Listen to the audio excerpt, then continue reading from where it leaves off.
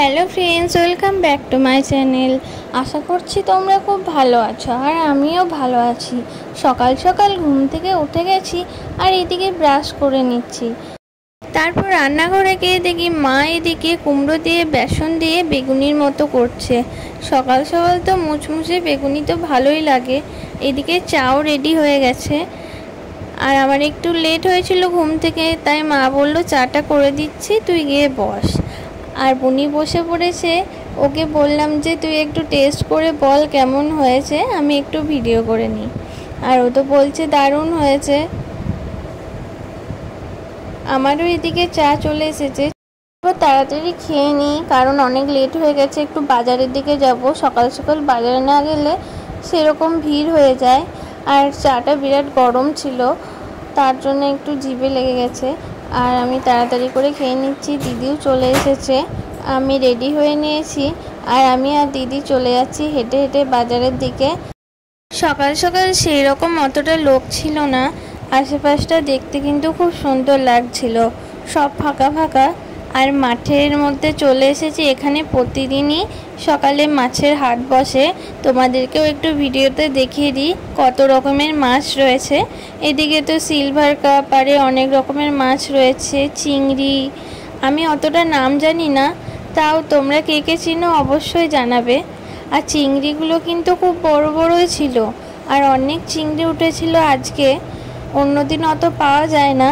তারপর এই সাইডে চলে আসছি, দেখি যে কত ছোট ছোট মাছ রয়েছে। এখানেও অনেক চিংড়ি মাছ রয়েছে, কোনটা নেওয়া যায় তাই ভাবছিলাম, কিন্তু চিংড়ির কিন্তু অনেক দাম ছিল আজ। তারপর দেখছি এই বড় মাছটা এখনো বেঁচে আছে মনে হচ্ছে। আর কত বড় ছিল রুই মাছ, দেখো এগুলো হয়তো রুই মাছই হবে।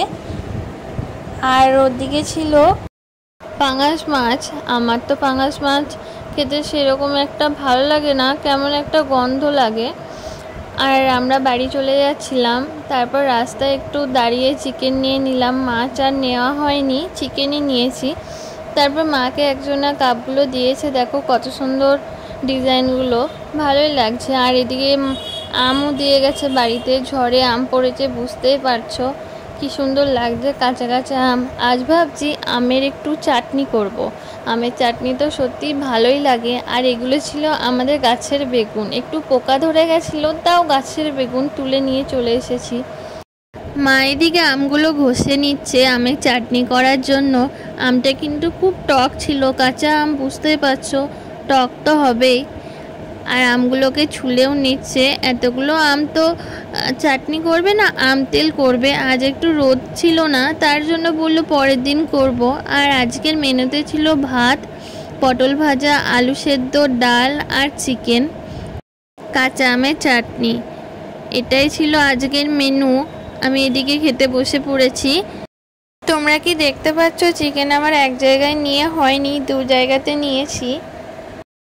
আসলে কি হয়েছে জানো তো, কাচের বাটিতে যখন চিকেনটা রাখলাম তখন দেখছি বাটিটা ফাটা রয়েছে, হয়তো একটু ফেটে গেছে, তার জন্যে ওখানে আর ঝোলটা ঢালিনি, ওখানেই রেখে দিয়েছি। আর চিকেনটা কিন্তু সত্যিই খেতে দারুণ টেস্টি হয়েছিল।